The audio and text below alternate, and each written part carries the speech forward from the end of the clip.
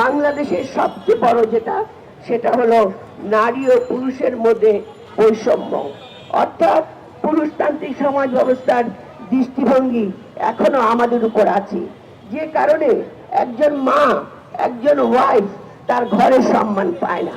তাহলে আপনারা দেখুন, এই যে মাগুলোতে যে ঘটনা ঘটলো, সেটা ঘটেছে পরিবার থেকে। অর্থাৎ পরিবারের ভিতরে আমাদের সেই চর্চা নেই, আমাদের মহিলাদেরকে অধিকার দেওয়ার কোনো চর্চা নেই।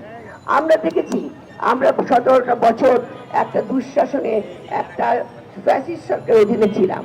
তখন নারী নির্যাতনকে উৎসাহিত করা হতো, তাদেরকে বিভিন্নভাবে পুরস্কৃত করা হতো।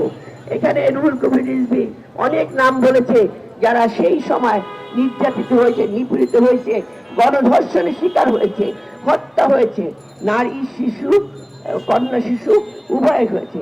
কিন্তু আজকে আমার কথা যেটা পরিষ্কারভাবে বলতে চাই, 5ই আগস্ট বিপ্লবে আমাদের যে তরুণ সমাজ, যে সমাজ তাদের বুকে রক্ত দিয়ে ছাত্র জনতা তারা এই যে স্বাধীনতা এনেছে, যেখানে ফ্যাসিস্ট সরকার পদত্যাগ করে চলে যেতে বাধ্য হয়েছে, সেইখানে আজকে কেন কেন এখনো নারী ধর্ষণ হচ্ছে, বাসে ধর্ষণ হচ্ছে, পথে ঘাটে নারীকে নির্যাতন, নারীকে হেনস্থা করা হচ্ছে।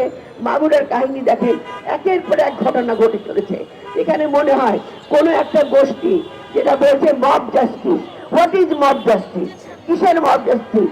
আপনার মিডিয়াতে জানিয়ে মাইকিং করে কোন মব জাস্টিস, কারা এটা করছে? সরকার কেন চুপচাপ?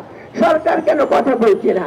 যে সরকার, আমরা জানি ডক্টর ইউনূস বিশ্ববিখ্যাত এক নন্দিত নেতা, আমরা তার কাছে আশা করেছিলাম এই সময় কঠোর হচ্ছে যারা বিভিন্ন অস্ত্র তৈরি করছে, দেশকে আজকে অন্যদিকে নিয়ে যাওয়ার চেষ্টা করছে, তাদের উপর কঠিন কঠিন হবেন এবং তাদের শাস্তি দেবেন।